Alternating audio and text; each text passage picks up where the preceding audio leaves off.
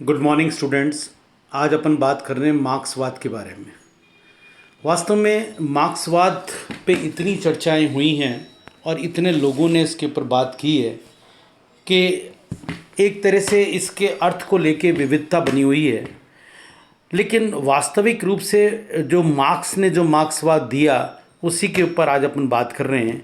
Vapour ने कहा था, उन्होंने सुंदर गुलाबों के सपने तो अवश्य देखें किंतु गुलाबों के पौधे उगाने के लिए ज़मीन तैयार नहीं की। ये महत्वपूर्ण कथन जो वेपर का है, अपने आप के अंदर ये काफ़ी कुछ अपनी कहानी कह जाता है कि मार्क्स ने जिन सपनों के बारे में बात करी वो एक तरह से पूरी तरह से मान के चलिए कि आपको दिखाई तो दे रहे हैं लेकिन ज़मीनी हकीकत के रूप के अंदर वो स्पष्ट रूप से उग नहीं पाए, दिखाई नहीं दिए, क्योंकि ज़मीन उस तरीके तैयार नहीं हुई। राजनीतिक चिंतन के इतिहास में कार्ल मार्क्स को वैज्ञानिक समाजवाद का जनक कहा जाता है। 20वीं शताब्दी में उसके विचारों के को दुनिया ने जितनी एक तरह से जितना अपनाया तथा जितनी आलोचना करी शायद ही किसी ने नहीं करी होगी और शायद ही किसी की नहीं होगी, और संभवतः वो किसी और विचारक ऐसा हो ही नहीं सकता जिसके बारे में मार्क्सवाद के बारे में जिसने किसी ने इतनी बात ना की हो।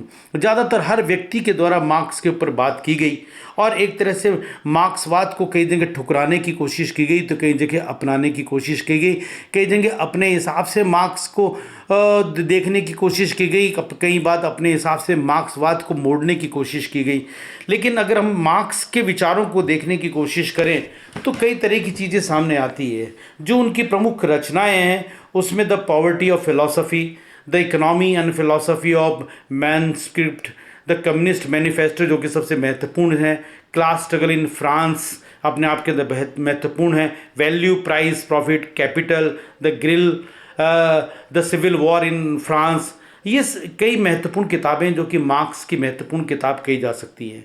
एंजल्स के साथ मिलकर उन्होंने पवित्र परिवार द होली फैमिली के रूप में एक घोषणा पत्र तैयार किया जो साम्यवादी घोषणा पत्र के रूप में भी जाना जाता है।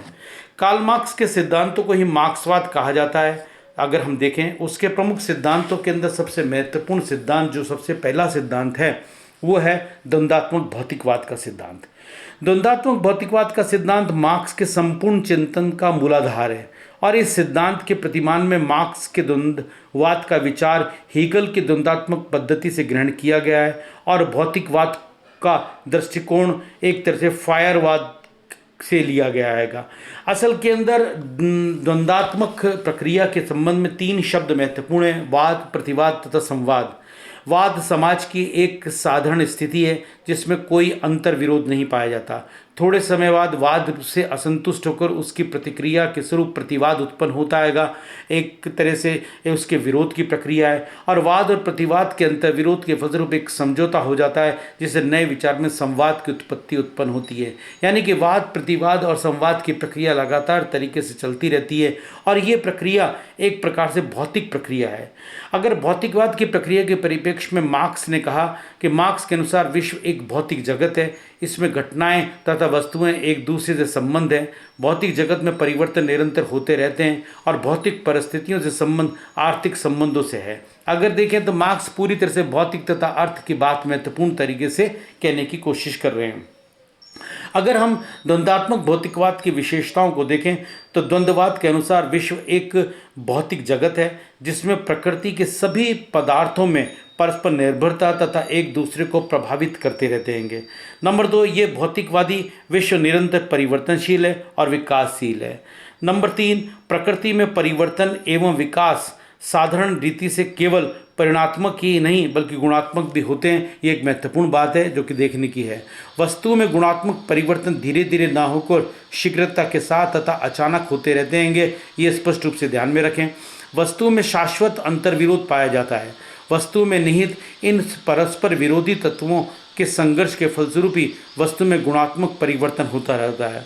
द्वंद्वात्मक भौतिकवाद प्राकृतिक जगत की आर्थिक तत्वों के आधार पर व्याख्या करता है। ये अपने आप के अंदर महत्वपूर्ण चीज़ है। यानी कि द्वंद्वात्मक भौतिकवाद पूरी तरह से भौतिकवाद पर आधारित व्यवस्थाओं के अंतर्गत कहा जा सकता है। मार्क्स का दूसरा सिद्धांत इतिहास की आर्थिक या भौतिकवादी व्याख्या के रूप के अंदर कहा जा सकता है। असल के अंदर उन्होंने 3 बात कही: आर्थिक नियतिवाद, ऐतिहासिक भौतिकवाद और इतिहास की भौतिक व्याख्या। इतिहास का निर्धारण अपने अंतिम रूप में आर्थिक परिस्थितियों के अनुसार होता है, ऐसा मार्क्स का मानना है। उत्पादन के साधनों के आधार पर बदलने वाले समाज के इतिहास में मार्क्स ने 6 अवस्थाएं बताई हैं, जो कि अलग अलग काल की अवस्थाओं के रूप में हैं। पहली अवस्था आदिम साम्यवादी युग की है। पहली अवस्था में उत्पादन के तरीके बहुत सरल थे। पत्थर के औजार थे, धनुष बाण उत्पादन के साधन थे, शिकार करना, मछली पकड़ना, कंदमूल एकत्रित करना मुख्य व्यवसाय थे। उत्पादन के साधन समस्त समाज की सामूहिक संपत्ति हुआ करते थे, इसलिए किसी प्रकार का कोई विरोध नहीं था। उसके बाद आया दास युग। निजी संपत्ति के विचार का यहाँ पर उदय हो जाता है, और जैसे ही निजी संपत्ति के विचार का उदय हो जाता है, वहीं पर एक प्रकार की स्थितियाँ एक क्रिटिकल होने लग जाती है। श्रम विभाजन यहाँ पर उठ खड़ा हुआ। जिन व्यक्तियों के द्वारा उत्पादन के साधनों पर अधिकार कर लिया, वे दूसरे व्यक्तियों को दास बनाकर काम करने लगे। समाज 2 वर्गों में विभाजित हो गया। यहाँ पर स्थिति इस प्रकार की हुई, यानी कि ये दास युग का श्री गणेश हो गया। तीसरा युग वो कहता है सामंती अवस्था। इस अवस्था के अंतर्गत सामंत समस्त भूमि पर खेती और दस्तकारियों का कार्य किसान और श्रमिक करते थे। सामंतों का नियंत्रण किसानों या श्रमिकों पर प्रत्यक्ष रूप से नहीं था, लेकिन अप्रत्यक्ष रूप से निश्चित रूप से था।